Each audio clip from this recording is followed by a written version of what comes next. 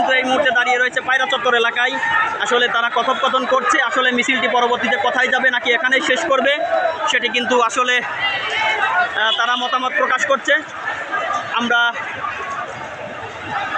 এই মুহূর্তে ঝিনাইদহ পায়রা চত্বর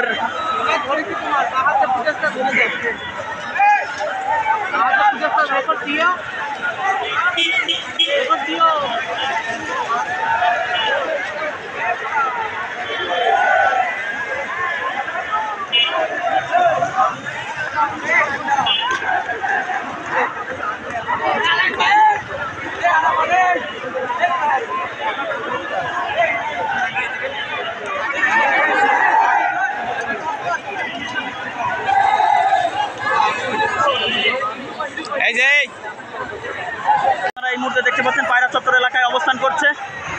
সর্বশেষ তাদের কোথায় গিয়ে তারা মিছিল যাবে সেটি কিন্তু আমরা এখনও জানি না। তারা নিজেদের মধ্যে কথাবার্তা চলছে।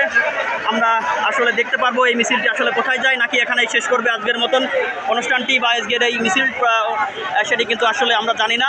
তবে শত শত ছাত্র জনতা কিন্তু যে সম্মিলিত তাদের দাবি আদায়ের লক্ষ্যে যেটি উপস্থিত আজকে কিন্তু দৃশ্যমান।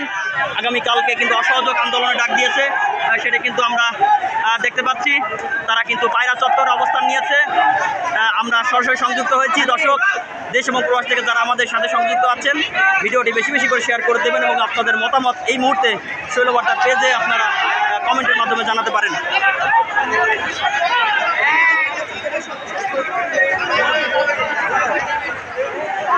অনেকেই আমরা দেখতে পাচ্ছি বাংলাদেশের যে জাতীয় পতাকা আছে, লাল সবুজের পতাকা, সেটা কিন্তু তারা এই বৃষ্টির মধ্যেই পথ করে তারা উড়াচ্ছেন এবং তার আগামীর যে স্বপ্ন, সেই স্বপ্ন বাস্তবায়নের লক্ষ্যে তারা এক বুক আশা নিয়ে কিন্তু এখনও রাজপথে আছে। আমরা দেখতে পাচ্ছি গত প্রায় 1.5 মাস যাবৎ এই বৈষম্য বিরোধী ছাত্র আন্দোলনের সেটি কিন্তু চলমান রয়েছে। ইতিমধ্যে সরকার যে একটি দাবি কোটা যে সংস্কার সেটি করে দিয়েছে এবং ছাত্রদের যে 9 দফা দাবি, সেই দাবি আদায়ের লক্ষ্যে কিন্তু ছাত্ররা এখনও মাঠে রয়েছে এবং এই দাবির মধ্য থেকে আগামীকালকে যে অসহযোগ আন্দোলন সেটি কিন্তু ছাত্ররা ডাক দিয়েছে এবং আজকে যে গণমিছিল, সেই গণমিছিল কিন্তু অনুষ্ঠিত হচ্ছে। আপনারা আপনাদের মতামত জানাতে পারেন।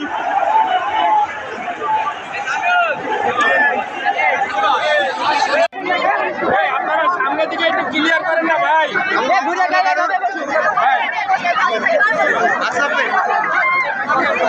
বসে পড়েন।